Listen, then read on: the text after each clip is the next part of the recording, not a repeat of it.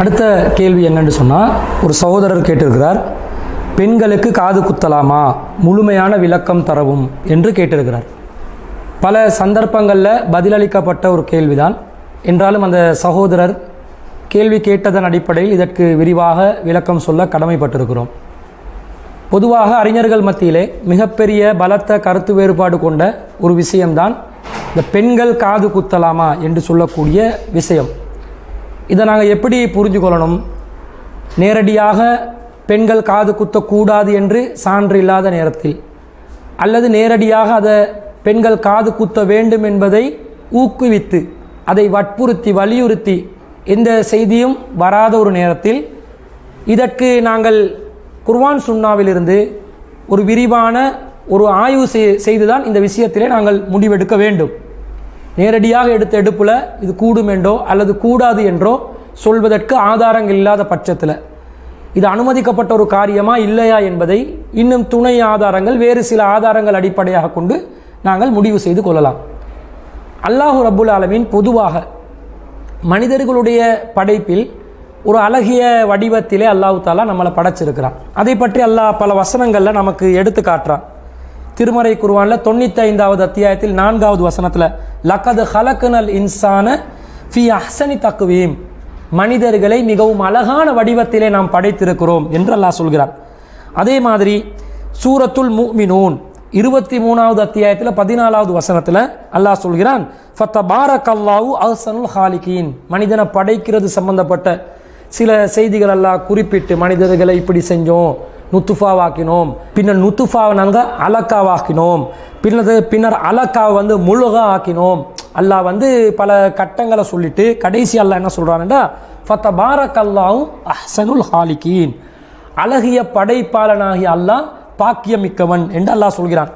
அதே மாதிரி திருமறை குர்ஆனில் சூரத்து சாஃபாத் 37வது அத்தியாயத்தில் 125வது வசனத்தில் சொல்லும்போது அத்ததுஊன பஅலன் வததரூன அஹ்சனல் ஹாலிகீன், அழகிய படைப்பாளனாகிய அல்லாவை விட்டுவிட்டு நீங்கள் பஅல் என்று சொல்லக்கூடிய உங்களுடைய சிலையிடம் நீங்கள் பிரார்த்தனை செய்கிறீர்கள் என்று அல்லாஹ் கேட்கிறான். அப்போ அல்லாஹ் தாலா திருமறை குர்ஆனில் இன்னொரு வசனத்தில் 25வது அத்தியாயத்தில் 2வது வசனத்தில் வஹலக குல்ல ஷைஇன் வகத்தரஹு தக்தீரா, அனைத்தையும் அல்லாஹ் படைத்திருக்கிறான், அளவு நிர்ணயத்துடன் படைத்திருக்கிறான். அப்போ அல்லாஹ் ஒரு மனிதனுடைய படைப்பு உட்பட எல்லா விதமான படைப்பையும் எந்த அளவில் எந்த அமைப்பில் எப்படி படைக்கப்பட வேண்டுமோ அந்த விதத்தில் அழகிய முறையில் அல்லாஹ் படைத்திருக்கிறான். இப்போ பெண்கள் ஒரு காதை குத்துற நேரத்தில் என்ன நடக்குது? எல்லா பெண்களும் சேர்ந்து பெண்கள் என்பதை எடுத்து காட்டுவதற்குரிய ஒரு அடையாளமாக காதை குத்தி கொள்ளுகின்ற நேரத்தில் என்ன செய்கிறாங்க? அல்லாஹ்ட படைப்புல ஒரு குறை இருப்பதாக சொல்ல வர்றாங்க. அல்லாஹ் பெண்களை சில அம்சங்களோட ஆண்களிடம் வேறுபட்ட நிலையில் அல்லாஹ் படைச்சிருக்கிறான். ஆனால் பெண்கள் காதில் ஓட்டை போடுறதுனால அல்லாஹ் அழகான முறையில் படைத்திருக்கக்கூடிய இந்த காதை சேதப்படுத்தி அதுக்கு ஒரு ஓட்டையை போட்டு ஒரு கம்மலை குத்தி கொண்டால்தான் நாங்கள் பெண்களாக இருக்கிறோம் என்பதை அறிந்து கொள்ளலாம் என்று பெண்கள் தங்களை அடையாளப்படுத்திக் கொள்ளக்கூடிய ஒரு அடிப்படை அம்சமாக இந்த காது குத்துறதை எடுத்து காட்டுறாங்க. இது அல்லாஹ்வுடைய அந்த அழகிய படைப்பை குறை சொல்ற மாதிரி வருதா இல்லையா? எல்லாத்தையும் அளந்து அல்லாஹ் அளவோடு ஒரு நிர்ணயத்தோடு அல்லாஹ் படைச்சிருக்கிறதா சொல்றானே, அதை குறை சொல்ற மாதிரி வருதா இல்லையா?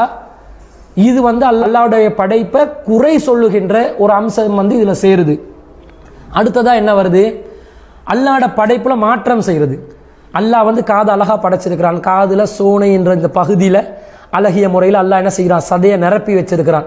சரியா காத மனிதண்ட 2 பகுதியில 2 சைடில் வர்ற மாதிரி ஆக்கி மனுஷனை நேராக நிமிர்த்தி வைக்கக்கூடிய, பேலன்ஸ் பண்ணி வைக்கக்கூடிய அம்சங்கள் உள்ளடக்கக்கூடிய ஒரு உறுப்பாக இந்த 2 காதுகளை அமைச்சிருக்கிறான்.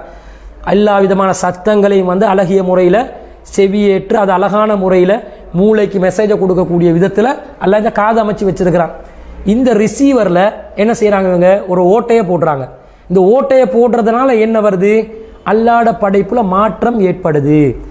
அல்லாஹுவின் படைப்பில் மாற்றம் ஏற்படுத்தக்கூடிய இந்த அதிகாரத்தை அல்லாஹ் மனிதர்களுக்கு தந்தானா? அல்லாஹ் அதை அனுமதிக்கிறானா? அல்லாஹ் அதை அனுமதித்து சிலாகித்து பேசுகிறானா? அல்லது அது சைத்தானுடைய ஒரு செயலாக அல்லாஹ் குறிப்பிடுறானா என்பதை நாம் ஆய்வு செய்ய வேண்டும். அப்படி நாம் ஆய்வு செய்து பார்க்கின்ற நேரத்தில் திருமறை குர்ஆன்ல 4வது அத்தியாயத்தில் 118 119வது வசனங்கள் என்ன சொல்லுது? ஷைத்தான் அல்லாஹ் கிட்ட ஒரு வரம் கேட்குறான், மனிதர்களை வழிகெடுப்பதற்காக வரம் கேட்குறான். எப்படி கேட்குறான்? லஅனஹுல்லா, அல்லாஹ் ஷைத்தானை சபிக்கின்றான். வக்கால, ஷைத்தான் கூறுகிறான், இப்லீஸ் கூறுகிறான், லஅத்தஹிதன்ன மின் இபாதிக்க நசீபன் மஃப்ரூலா, உன்னுடைய அடியார்களில் ஒரு குறிப்பிட்ட சாராரை நான் வழிகெடுத்து விடுவேன் என்று சபதமிடுகிறான்.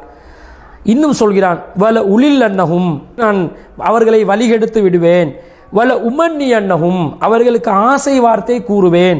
வல ஆமுர் அன்னஹும், அவர்களுக்கு நான் கட்டளையிடுவேன். என்ன செய்வார்கள்? ஃபல யுபத்தி குன்ன ஆதானல் அன்ஆம், கால்நடைகளுடைய காதுகளை அறுத்து விடுவார்கள். வல ஆமுர் அன்னஹும், மேலும் நான் கட்டளையிடுவேன். ஃபல யுகையுருன்ன ஹல்கல்லா, அல்லாஹ்வுடைய படைப்பில் மாற்றங்களை ஏற்படுத்துவார்கள். ஷைத்தான் அந்த வரம் எடுக்கின்ற நேரத்தில் மனிதர்களை வழிகெடுப்பேன் என்ற ஒரு சபதம் போட்டு அல்லாஹ் கிட்ட இருந்து ஒரு வாய்ப்பை கேட்கிறான். இதுக்கு எனக்கு வாய்ப்பு தா, எனக்கு சந்தர்ப்பம் தா என்று அல்லாஹ்விடம் கேட்கிறான். அல்லாஹ் அந்த வாய்ப்பை கொடுக்குறான். இன்ன கமினல் முன்தரின் என்றான் அல்லாஹ், உனக்கு வாய்ப்பு அவகாசம் வழங்கப்பட்டு விட்டது, வரம் கொடுக்குறேன் அப்படின்றான் அல்லாஹ். எப்படி வழிகெடுப்பேன் என்றான்? வல உளில் அன்னஹும், சவறான வழியை காட்டுவேன். வல உமன்னி அன்னஹும், ஆசை வார்த்தை சொல்லுவேன். வல ஆமுர் அன்னஹும் யுபத்தி குன்ன ஆதானல் அன்ஆம், கால்நடைகள காதுகளை வெட்டுற அளவுக்கு அவர்களுக்கு நான் கட்டளை போடுவேன். மிருகங்கள் எல்லாம் நீ வெட்டு, பலி கொடு, அல்லாஹ் அல்லாதவர்களுக்காக இதை நீ அறுத்து பலியிடு, இப்படியெல்லாம் வழி கெடுப்பேன். வல ஆமுர் அன்னஹும், மீண்டும் கட்டளையிடுவேன். ஃபல யுகையிருன்ன ஹல்கல்லா, அல்லாஹ்வுடைய படைப்புகளையே அவர்கள் மாற்றி விடுவார்கள். அல்லாஹ் ஒரு சீரா ஒரு விஷயத்தை படைச்சு வச்சிருப்பானா, அதை டேமேஜ் பண்ண வைப்பேன், அதை சீர்குலைய வைப்பேன். இது நான் எனக்கு ஒரு வாய்ப்பாக மனிதர்களை வழி கெடுக்கிறதுக்கு ஒரு சந்தர்ப்பமாக ஒரு வழிமுறையாக நான் ஆக்குவேன் என்று ஷைத்தான் கேட்டிருக்கிறானே. அல்லாஹ் படைச்ச படைப்புல மாற்றம் ஏற்படுத்துவது ஷைத்தானிய செயலாக, இப்லீஸின் செயலாக அல்லாஹ் குர்ஆன்ல சொல்றான். இப்ப நம்முடைய கேள்வி என்ன? இந்த காதுல ஓட்ட போடுறது அல்லாஹ்ட படைப்பில் ஒரு மாற்றம் ஏற்படுத்துவதா இல்லையா? இது நேரடியாக நாங்கள் சிந்திச்சு பார்த்தா என்ன விளங்குது? அல்லாஹ்ட படைப்பில் மாற்றம் ஏற்படுத்துறது தான். அல்லாஹ் அழகான வடிவத்தில் படைச்சிருக்க நாங்கள் ஓட்டையை போட்டு நாங்கள் என்ன செய்கிறோம்? இதில் மாற்றம் செய்கிறோம் என்றது விளங்குதா இல்லையா? அப்போ இது இஸ்லாம் அனுமதிக்கக்கூடிய ஒரு காரியமாக ஆகுமா? இதை சிந்திக்கணும். மேலும் நபிகள் நாயகம் ஸல்லல்லாஹு அலைஹி வஸல்லம் அவங்க சொல்கிறாங்க, லஅனல்லாஹுல் வாசிமாத் வல் முஸ்தௌஷிமாத், பச்சை குத்திவிடும் பெண்களுக்கும் பச்சை குத்திவிடுமாறு கோரிக்கை வைக்கும் பெண்களுக்கும் அல்லாஹ்வின் சாபம் உண்டாகட்டும். அதே மாதிரி ரசூலுல்லாஹ் சொல்கிறாங்க, வல் முத்தனம்மிசாத், முகத்தில் இருக்கும் முடிகளை அகற்றிக் கொள்வதற்காக கோரும் பெண்கள் மீதும் அல்லாஹ்வின் சாபம் உண்டாகட்டும். அதே மாதிரி வல் முத்தஃபல்லிஜாத்திலில் ஹுஸ்னி, அழகுக்காக வேண்டி யாரெல்லாம் அறத்தால் பற்களை தேய்த்து கொள்கிறார்களோ அத்தகைய பெண்களுக்கும் அல்லாஹ்வின் சாபம் உண்டாகட்டும். அதே போன்று அல் முகையிராத்தி ஹல்கல்லா, அழகுக்காக வேண்டி அல்லாஹ்வுடைய படைப்பில் யாரெல்லாம் மாற்றங்களை ஏற்படுத்துகிறார்களோ அவர்களுக்கும் அல்லாஹ்வின் சாபம் உண்டாகட்டும். அந்த ஷைத்தான் இப்லீஸ் கேட்டானே, ஷைத்தானின் தந்தை இப்லீஸ் கேட்ட அந்த காரியத்தில் ஈடுபடுபவர்களுக்கு அல்லாஹ்வின் சாபம் உண்டாகட்டும் என்று நபிகள் நாயகம் ஸல்லல்லாஹு அலைஹி வஸல்லம் அவர்கள் சபித்திருக்கிறார்கள். அல்லாஹ்வின் சாபத்தை பெற்றுக்கொள்ளக்கூடிய இந்த காது குத்துற வேலையை பார்க்கணுமா? காது கம்மல் போடுவதை பற்றி இப்போ சொல்லலை. இந்த கம்மல் போடுறதுல 2 விதம் இருக்குது. ஒன்று காதை ஓட்டையாக்கி கம்மல் போடுறது, அல்லது ஓட்டையாக்காத விதத்தில் கம்மல் போடுறது. இந்த கம்மலை பொறுத்தளவில் தன்னுடைய கணவன் அல்லது நெருங்கிய உறவினர்களை தவிர ஏனையவர்களுக்கு தெரியாத விதத்தில் தான் இந்த ஆபரணங்களை கூட இந்த அலங்காரத்தை கூட வெளிப்படுத்தலாம். அப்படி தன்னுடைய நெருங்கிய உறவினர்களோடு தனது கணவனுக்கு மாத்திரம் காட்டக்கூடிய இந்த அழகில் கூட காதை ஓட்டையாக்கலாமா என்று கேட்டால் ஓட்டை போட முடியாது, அந்த அல்லாஹ்ட படைப்பில் மாற்றம் செய்ய முடியாது என்று இந்த குர்ஆன் வசனமும் இந்த ஹதீஸும் நமக்கு தெளிவுபடுத்துதா இல்லையா? நேரடியாக காது குத்த வேண்டாண்டு வராட்டிலும் அல்லாஹ்ட படைப்பில் மாற்றம் செய்வதில் இது அடங்குமா இல்லையா? இதை சிந்திக்கணும். அப்போ இந்த 2 அடிப்படையில், அல்லாஹ்ட படைப்பை குறை சொல்கிற என்ற அடிப்படையிலும் அல்லாஹ்வுடைய படைப்பை மாற்றம் செய்கிற என்ற அடிப்படையிலும் காது குத்துவது இஸ்லாத்தில் தடுக்கப்பட்ட ஒரு காரியம். ஆனால் ஒரு சில சகோதரர்கள் காது குத்தலாம் என்ற கருத்தில் உள்ள சகோதரர்கள் சில சான்றுகளை எடுத்து காட்டி இஸ்லாத்தில் காது குத்துறதெல்லாம் தடை பண்ணல என்ற மாதிரி ஒரு செய்தியை கொண்டு வருவாங்க. அந்த செய்தி என்னன்னு கேட்டால், சஹீஹுல் புகாரியில் வரக்கூடிய 98வது செய்தி. உங்கள் அனைவருக்கும் தெரியும், நபிகள் நாயகம் ஸல்லல்லாஹு அலைஹி வஸல்லம் அவர்கள் ஒரு பெருநாள் தினத்தில் பெண்கள் பகுதிக்கு சென்று அவர்களுக்கு சொற்பொழிவு கேட்காததனால ஆண்களுக்கு பயான் நிகழ்த்தி விட்டு மீண்டும் பெண்கள் பகுதிக்கு சென்று பயான் நிகழ்த்துறாங்க. அதில் நபி ஸல்லல்லாஹு அலைஹி வஸல்லம் சொல்கிறாங்க, அந்த ஹதீஸில் எப்படி வருதுன்னு சொன்னால், ஹரஜ வ மாவு பிலாலுன், நபி ஸல்லல்லாஹு அலைஹி வஸல்லம் அவர்கள் பிலால் ரலியல்லாஹு அன்ஹு அவர்களோடு செல்கிறார்கள். ஃபலன்ன அன்னஹு லம் யுஸ்மிஹ், நபி ஸல்லல்லாஹு அலைஹி வஸல்லம் அவர்கள் சொன்ன அந்த சொற்பொழிவு அவர்கள் கேட்கவில்லை என்று நினைத்து செல்கிறார்கள். ஃபவஅலஹுன்ன, அந்த பெண்களுக்கு அழகிய முறையில் உபதேசம் செய்கிறார்கள். வ அமரஹுன்ன பிஸ் சதகா, பெண்களுக்கு சதகா செய்யுமாறு நபி ஸல்லல்லாஹு அலைஹி வஸல்லம் அவர்கள் கட்டளையிட்டார்கள். அப்படி கட்டளையிட்ட உடனே பெண்கள் என்ன செய்தார்களாம், ஃபஜஅலத் இம்ரஅத்து துல்கியல் குர்த வல் ஹாத்தம, ஒரு பெண் தன்னுடைய காதணிகளையும் மோதிரங்களையும் கலட்டி போட்டாள் என்று அந்த செய்தியில் வருது. இந்த செய்தி ஆதாரம் காட்டி ஒரு பெண் குர்த்து போட்டிக்கிறாங்க, அந்த பெண் காது கம்மல் குத்தி இருக்கிறாங்க, அதனால் கம்மல் போடுறதுக்கு மார்க்கத்தில் அனுமதி உண்டு, ஓட்டை போடலாம், அதுக்கு மார்க்கத்தில் அனுமதி உண்டு எனும் விதத்தில் இந்த ஹதீஸை ஆதாரமாக காட்டுறாங்க. இந்த செய்தியில் அல்லாஹ்வோட படைப்பை மாற்றம் செய்கிற விதத்தில் காதுகளில் ஓட்டை போடலாம் என்பதற்கு எந்த ஒரு வாசகமும் இடம்பெறலை. ஆனால் என்ன வருது, காது பூ போட்டாங்க, கம்மல் போட்டாங்க என்று வருது. இந்த கம்மல் போட்டாங்கன்னு வாரதை வச்சு அல்லாஹ்வோட வசனங்களுக்கு மாற்றம் செய்து நபிகள் நாயகம் ஸல்லல்லாஹு அலைஹி வஸல்லம் அவர்களுடைய காலத்தின் பெண்கள் காதுகளில் ஓட்டை போட்டு கொண்டார்கள் என்று முடிவெடுப்பதா, அல்லது அந்த வசனத்துக்கு மாற்றம் செய்யல ஆனால் அது அல்லாத விதத்தில் ஒரு கம்மலை போட்டிருந்தாங்க என்று முடிவெடுப்பதா? சஹாபாக்கள் மீது, சஹாபிய பெண்கள் மீது நல்லெண்ணம் வைத்து ஒரு முடிவெடுப்பதாக இருந்தால், காதில் ஓட்டை போட்டால் நேரடியாக அல்லாஹ்வோட படைப்புக்கு மாற்றம் செய்கிறது தெளிவாகுது. அப்போ அல்லாஹ்வோட படைப்புக்கு மாற்றம் செய்வது சைத்தானிய செயலாக கருதப்படுது. நபிகள் நாயகம் அல்லாஹ்வுடைய சாபத்தை வேண்டுறாங்க, அப்போ கண்டிப்பாக அது பலிக்கும் என்று இருக்கும் நிலையில் சஹாபிய பெண்கள் காதில் ஓட்டை போட்டு இருந்திருப்பாங்களா? இருந்திருக்க மாட்டாங்க. சஹாபிய பெண்கள் மீது நல்லெண்ணம் கொள்ளக்கூடிய விதத்தில் இந்த ஹதீஸை நாங்கள் புரிஞ்சு கொள்வதாக இருந்தால் அவங்க ஓட்டை போட்டு இருக்க மாட்டாங்க, அது அல்லாத வேறொரு வடிவத்தில் காதில் ஒரு கம்மலை போட்டு இருப்பாங்க, தொங்கும் விதத்தில் போட்டிருப்பாங்க. இந்த காலத்தில் கூட டஸ்ஸல் அந்த இந்த பேரில் பல வடிவங்களில் வருது. அந்த காலத்தில் அந்த சிஸ்டம் இருந்திருக்கும், காதில் தொங்குற விதத்தில் ஒரு கம்மலை கூட போட்டிருக்கலாம் என்று நல்லெண்ணம் வைக்கலாம். இல்லை, அப்படி நல்லெண்ணம் வைக்க மாட்டோம், அவங்க அந்த படைப்புக்கு மாற்றம் செஞ்சாங்கன்ற மாதிரி நீங்கள் புரிகிறதா இருந்தால் அதை எப்படி புரிஞ்சுக்கொள்ளணும்? சரி, அவங்க காதில் ஓட்டை போட்டாங்கண்டா ஆரம்பத்தில் போட்டிருந்தாங்க, நபிகள் நாயகம் ஸல்லல்லாஹு அலைஹி வஸல்லம் அவர்கள் அறிவுரை சொன்ன பிறகு அந்த மாதிரி போடக்கூடாது என்ற முடிவுக்கு வந்திருப்பாங்க என்று தான் முடிவெடுக்கணும்.